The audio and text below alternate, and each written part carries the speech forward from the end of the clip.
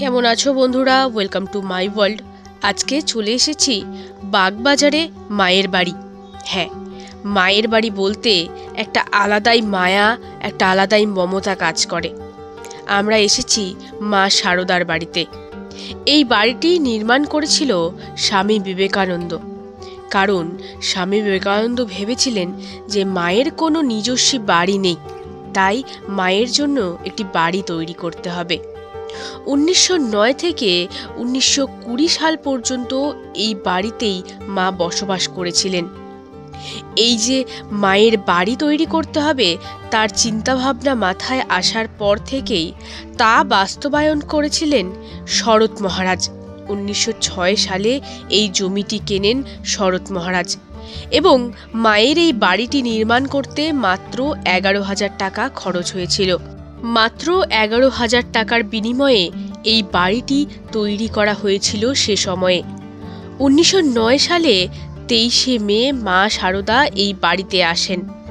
এই বাড়িতে প্রবেশ করার মুখেই দেখবেন একটি ফুলের দোকান রয়েছে। আপনারা সেখান থেকে ফুল কিনে নিয়ে এসে মায়ের কাছে পুজো দিয়ে যেতে পারেন।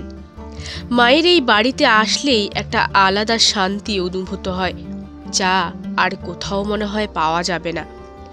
আমি এবং আমার বন্ধু দুজনেই চলে আসলাম মায়ের বাড়ি দর্শন করতে। যেহেতু আমরা আগে কখনো আসিনি, তাই এসে প্রথমেই চলে আসলাম মায়ের শোবার ঘর দর্শন করতে। সিঁড়ি দিয়ে উপরে উঠলেই মায়ের ঘর দর্শন করতে পারবেন। এখন যেই জায়গাটিতে মা পূজিত হচ্ছেন, আগে সেই জায়গা মায়ের ঠাকুর ঘর ছিল। মা এখানে বসেই পুজো করতেন। মা শারদা একটা কথা বলতেন, সবার কাছে কিভাবে সমান ভালোবাসা পাবে জানো? যাকে ভালোবাসবে তার কাছে প্রতিদানে কিছু চাইবে না।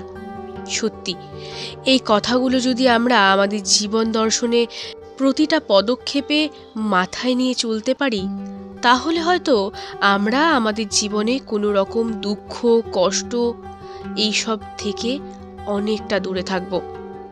যাই হোক, মায়ের বাড়িতে আসার পরে মনটা যে এতটাই শান্ত হয়ে গেল ভাবতেই পারিনি। অনেকটা দূর থেকে এসেছিলাম আমরা, কিন্তু ঘুরতে ঘুরতে এখানে এসে মনে হলো এখনই তো আসলাম, এখনই চলে যেতে হবে। যাই হোক, এখানে আসার কিন্তু আলাদা সময়সূচি রয়েছে। আর সকালবেলা আপনারা যদি চান, মায়ের প্রসাদও কিন্তু গ্রহণ করতে পারেন। তার জন্য আগে থেকেই সেই সময় অনুযায়ী আপনাদের কুপন নিয়ে নিতে হবে। তারপরেই সময় মতো আপনারা প্রসাদ পাবেন এখান থেকে। 1920 সালে 21শে জুলাই মা তার নিজ বাসভবনে তার দেহত্যাগ করেন। আমার আজকের ভিডিওটি তোমাদের কেমন লেগেছে অবশ্যই কমেন্টের মাধ্যমে জানিও। আর ভিডিওটি ভালো লাগলে চ্যানেলটিকে সাবস্ক্রাইব করে পাশে থাকা বেল আইকনটিও ক্লিক করে দিও। আমি আমার চ্যানেলে এই রকম নিত্য নতুন ভিডিও নিয়ে চলে আসি। আমার চ্যানেলটিকে ফলো করতে একদমই ভুলো না।